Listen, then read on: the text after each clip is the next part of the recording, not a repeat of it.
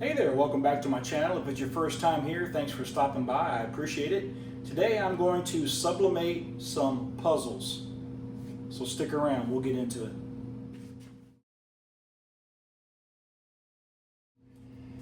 Okay, so let's get into the supplies we'll be using today. Obviously, we will be using the HTV Ront auto press right here that I've got.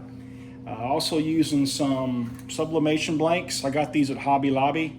These are the small puzzles. They're almost 8 by 10 inches. And I got them stacked up right here. Then I've got a few prints that I've already printed off my EcoTank 15,000 printer. I have those right there. I've got some gloves I'm going to use for when I'm removing the puzzles. I've got some heat tape right here and some protection to go over the puzzle and the print to make sure that no ink gets onto my press. So without further ado, I'll jump in and I will begin to get these taped to the puzzles. Here we go.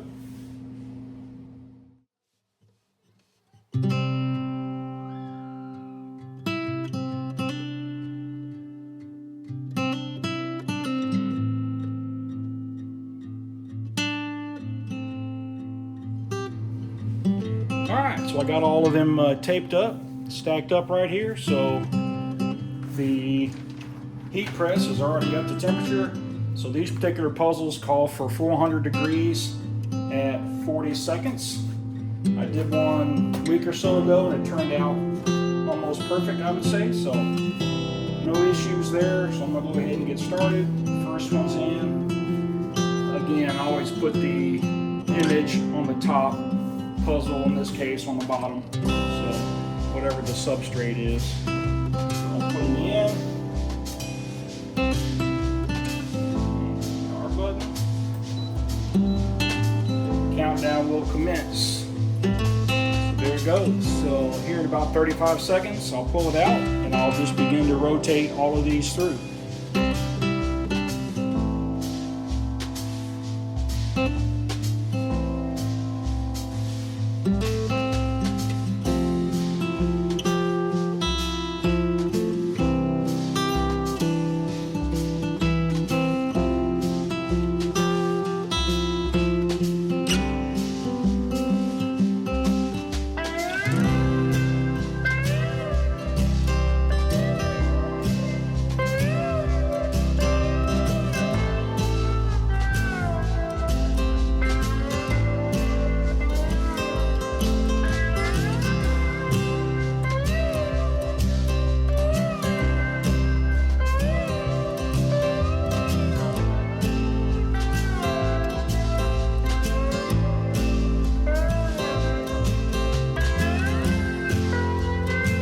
Okay, so let's take a look at a few of these.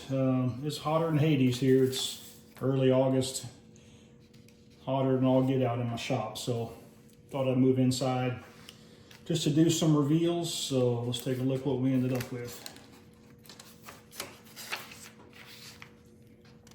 As you may have noticed when I was pulling them off, I made sure and put some weight on them since they are cardboard just to kind of help control it a little bit. Control them from doing any warping or anything like that.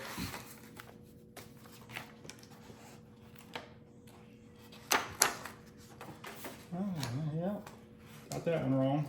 But that's all part of learning. I'm new to this, so obviously the text is backwards. So anything with text, I should have flipped, and I didn't do that. So I'm gonna have a mistake here for sure, but definitely like the glossiness of it, the color. You can see how much color came off of that piece there. So, I mean, that's what you want. You want all the color to be able to come into the substrate. So hopefully you can see that, the colors. It's part of the reason why I chose this particular file for this puzzle was because of the colors on it. So that one's got to be redone, but again, that's all part of learning.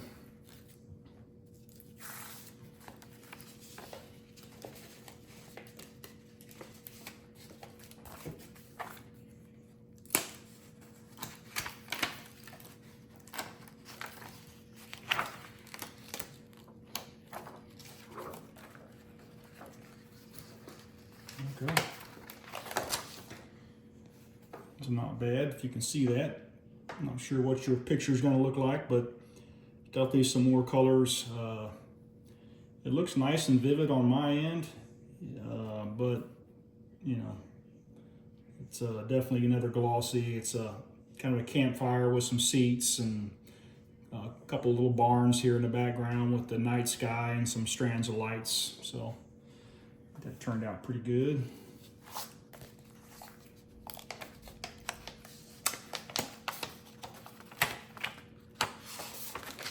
Mario.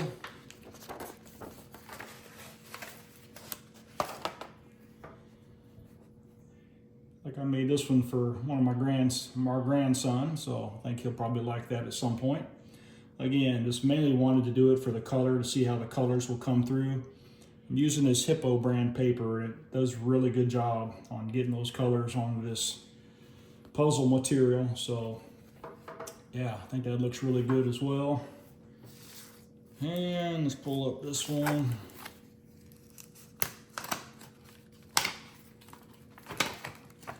Oh, yeah, the Christmas one. That turned out really good.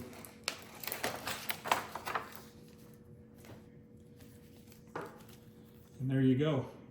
Nice fireplace with a Christmas tree with some gifts under it. And hope you can see that.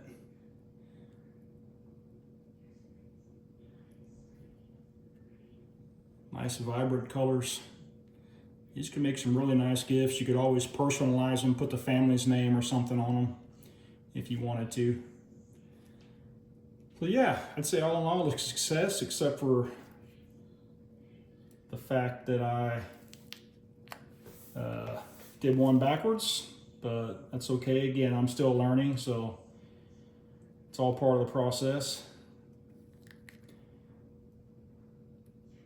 There may be a little bit of ghosting on this one the more I look at it. I'm not sure if you can tell, but mainly right here in the center, it looks like these 4 pieces or 5 pieces, there's maybe some ghosting or something in there, which means that potentially all the color didn't come on to the substrate like it should have.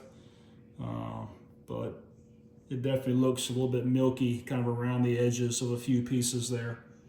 And this one down here as well a little bit, but all in all, pretty proud of it. Like I said, I'm still learning, so that's that. All right, so that was a fun project. Like I said, for the most part, I'm satisfied with, I believe I'm satisfied with the paper that I'm using, the sublimation paper. I'm happy with the ink that I'm using. I think what I'm seeing here, I apologize if you can't really see that, but maybe you can, but there's a few pieces right there in the middle that seem a little bit off colored. I'm not sure if that's what people refer to as ghosting or not. I thought ghosting was when the paper and somehow within the process shifted and caused ghosting or different images, but there's so much of the puzzle here that looks really good and usable, but just that center section there, for some reason, it's got some of that kind of milky look to it. So anyway, I'll do some research on that. I'm gonna guess that maybe I need to do it just a little bit longer, so maybe try 45 or even 50 seconds. I don't see how that would necessarily hurt. But something else I didn't do was I didn't preheat. Some people will actually preheat or dry out the cardboard on the puzzles. So they'll actually put it in at 400 degrees for 5 or 10 seconds.